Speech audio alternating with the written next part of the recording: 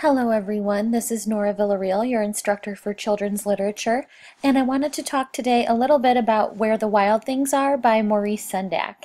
So I know that many of you are undoubtedly familiar with this wonderful book already, but I hope through this quick PowerPoint that you're able to get a little bit of information both about the author, Maurice Sendak, and also about this text itself, which, like many wonderful children's picture books, looks very simplistic on the surface, but is actually quite nuanced and complex when we look a little bit further into it.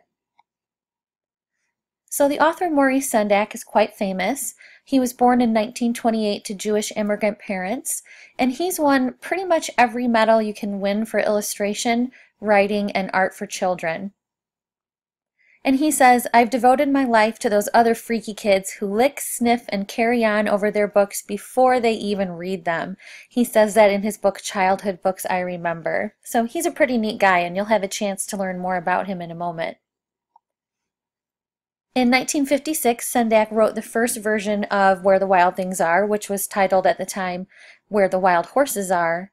And in 1963, he comes back to the book. He changes the premise and he removes a lot of text. So this book later won the Caldecott Award for the Most Distinguished Picture Book, and as many of you know, in 2005 a movie version came out directed by Spike Jonze.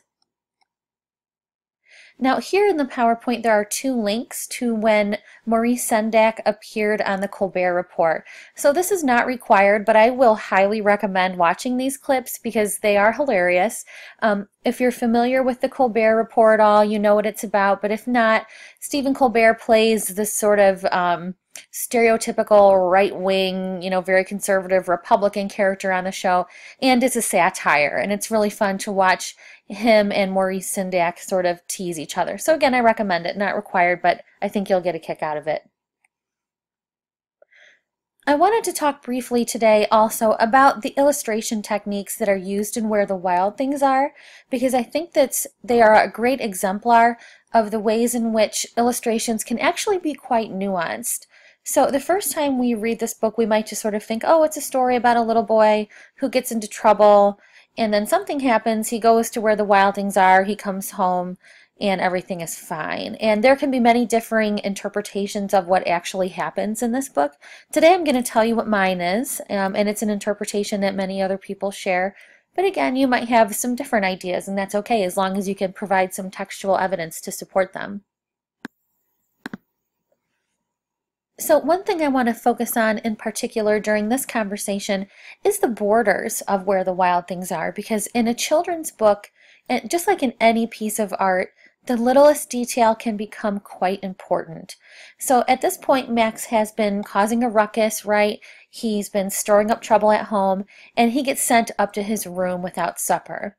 Now, it's a little bit hard to tell on my slideshow here, but if you look in your copy of Where the Wild Things Are, I hope you have it sitting next to you. If not, maybe push pause and grab it. If you look in your own copy of the text, you're going to see some thick borders around these pages as Max is sort of huffily sent up to his room without his supper. Now, as Max is in his room, something starts to happen and a forest starts to grow. And as we see this happen, we can also notice that the borders on the outside of the page are slowly disappearing. Okay, and what that means we can talk about in a moment, but I just want to draw attention to this important fact. So as he continues to the land of where the wild things are, these borders continue to recede. Now, something else we can notice beyond the borders is the use of left to right movement in Where the Wild Things Are. So just as your textbook discusses, at least in the Western world, in English, we read from left to right. So that's the way that our eyes want to sort of naturally progress across the pages of a book. So when we see left to right movement, whether it's in an illustration in a book, very commonly in a film, or maybe in a TV show, that implies ease of movement because things are flowing in sort of the expected natural direction that we would anticipate them to. If you pay attention, next time you're watching a film, notice when the characters are moving right, if things are going more easily for those characters. And sometimes if they're moving towards the left, that means that things are more difficult. And we'll see later in the Wild Things, in this book Where the Wild Things Are, Max begins to move left when things start to get a little bit difficult. So as Max continues to the island of where the wild things are, we're still losing the borders, as you can see in your own version of the text. And then he needs to sail home leftward, sort of against the grain, back to his room where he finds his supper waiting for him. So during this little narrated PowerPoint, I focused on two elements in particular. I focused on the borders of this particular work and how they change. And I also thought about the direction and the movement of the pictures. And when I take those two elements into consideration, the analysis that I come up with is that when Max goes up to his room, he has a tantrum and he gives himself over to all these warring emotions, right? And the monsters are metaphorical representations of these emotions that he's feeling. We've all seen little kids throw tantrums. We know that they get out of control. They become wild things, right? And in your Nodelman and Reimer textbook, they even talk about this assumption that we have that children are sort of wild beasts that need to be tamed. And I think this book is playing with that idea. Now, as Max sort of begins to get himself under control, which is hard work, which is why he has to move to the left to make that happen, he settles himself down, he sort of comes back to himself and finds himself happy and at ease in his room again. So, again, that's my interpretation, and a child reading this book might take away a message about things getting really rough for a while, but ending up okay in the end.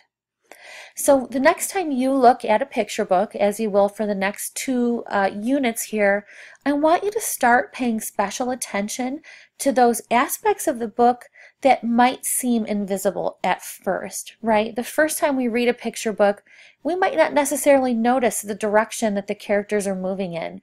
We might not think about the way the borders and the lines and the spacing can can affect the meaning of the text. We want to look for the color, the hue, the saturation, the 3D effects, all these vocabulary words that your textbook gives you. You want to keep those in mind as we look at these picture books. Now, some picture books are quite simplistic, right?